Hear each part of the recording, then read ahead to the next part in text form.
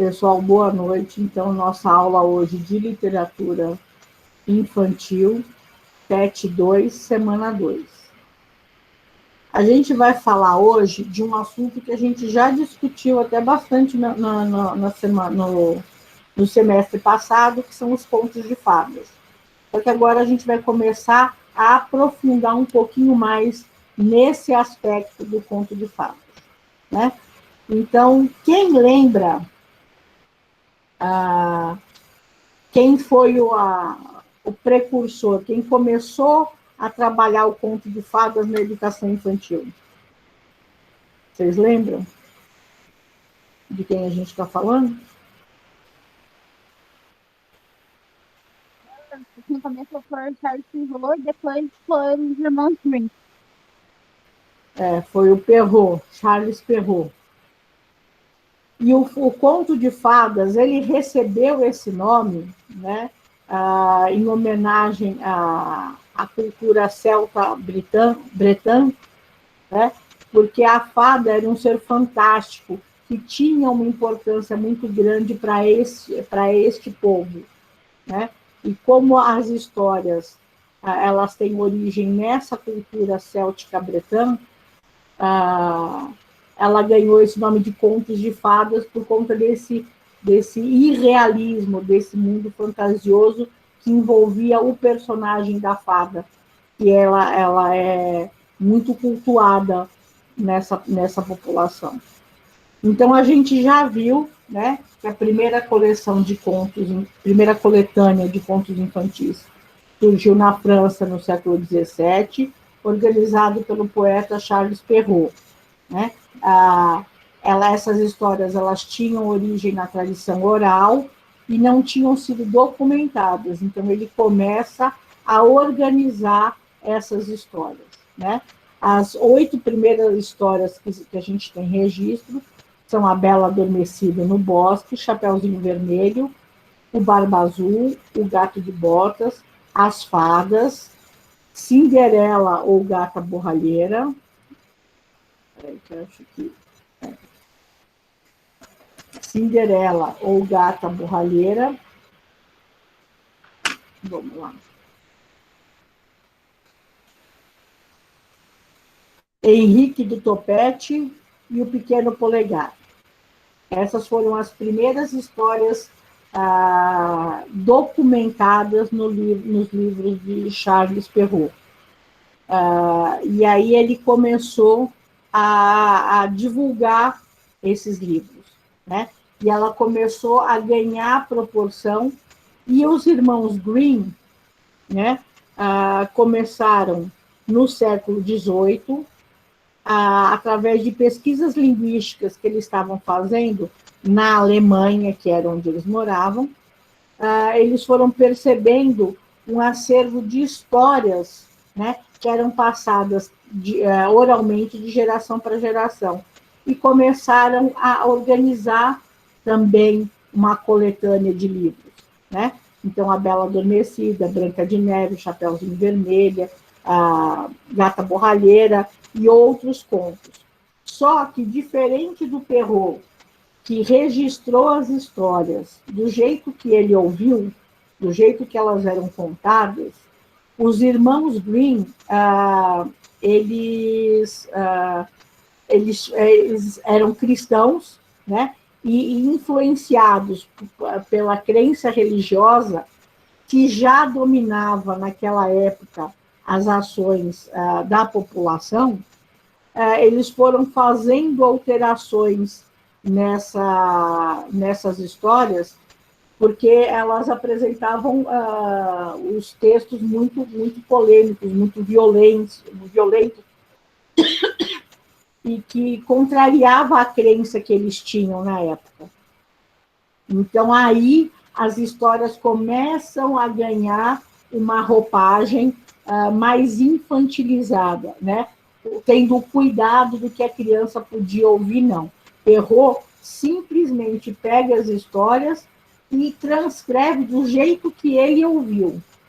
Agora, os irmãos Grimm, não, eles começam a trabalhar essas histórias de modo a atender, a respeitar as crenças que existiam na época, né? Então, um exemplo disso é a narrativa do Chapeuzinho Vermelho. Na versão de Charles Perrault, quando ainda não havia preocupação em adaptar os contos recolhidos da tradição oral, não se existia a figura do caçador, a figura que surge para salvar a menina e a sua avó de um possível final trágico. Chapeuzinho Vermelho ficava nua, deitava-se com o lobo e morria devorada por ele. Em outra versão ainda mais obscura, a menina era enganada pelo lobo, que a induzia a comer a própria avó cozida, além de beber seu sangue servido em uma taça de vinho. Bom, já deu para perceber que a história que conhecemos é bem diferente da original, não é mesmo? Na versão dos irmãos Grimm, Chapeuzinho Vermelho e a avó são salvas, o que evita um desfecho trágico, né? Na versão do Perrault, elas não foram poupadas. Então, Perrault, ele começou a divulgar a literatura infantil, mas ele não teve a preocupação de adaptar os contos para a realidade das crianças. Né? Ele simplesmente transcreveu o que era uma tradição oral, né? E passou para o registro literário. Quando os irmãos Grimm começaram a fazer a pesquisa, um século depois, né? Começaram a pesquisar, começaram a ter acesso a essas histórias, eles também resolveram fazer o registro. Só que aí eles viram que as histórias eram violentas demais, iam contra o que se pregava religiosamente na época. Então, eles começam aí um processo de adaptação da história, né? De transformar a história numa coisa mais suave, né? Mais própria para as crianças. E aí o acervo da literatura infantil ele vai ser completo com as histórias do dinamarquês Hans Christian Andersen, né? Que ele segue a mesma linha dos irmãos Grimm.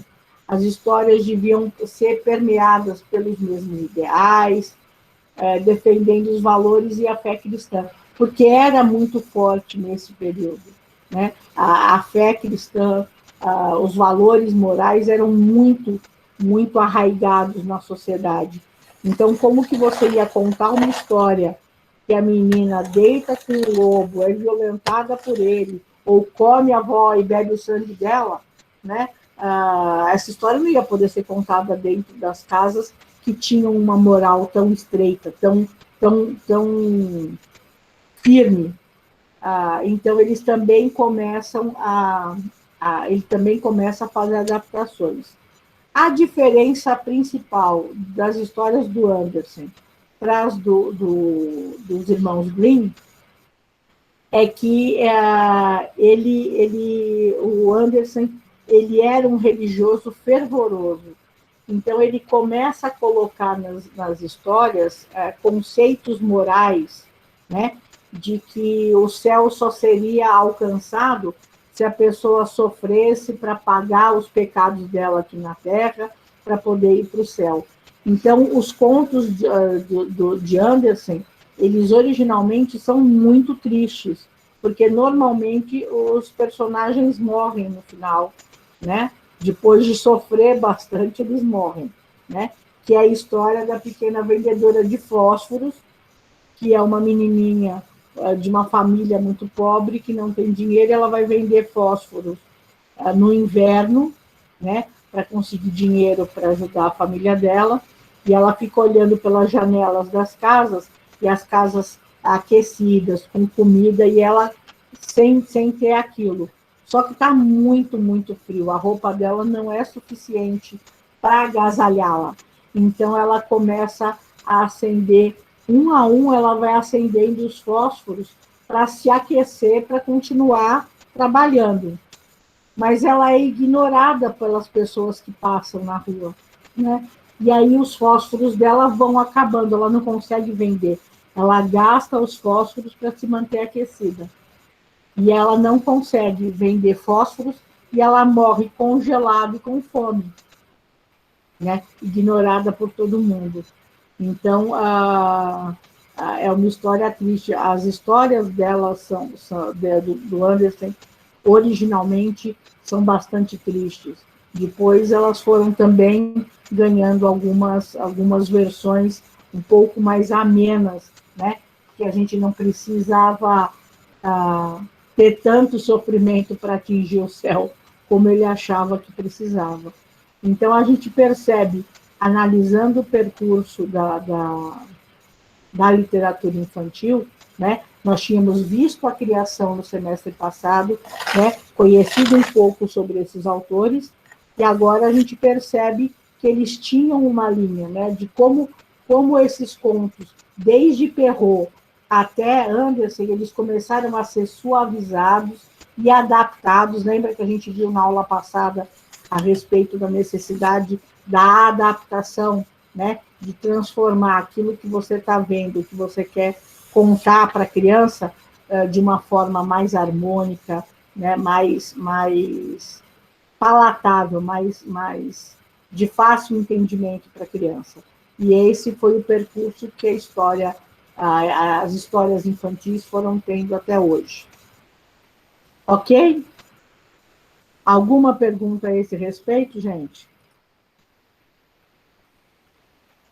Não. Não? Não. Certinho? Deu para entender direitinho? Deu sim. Ok, então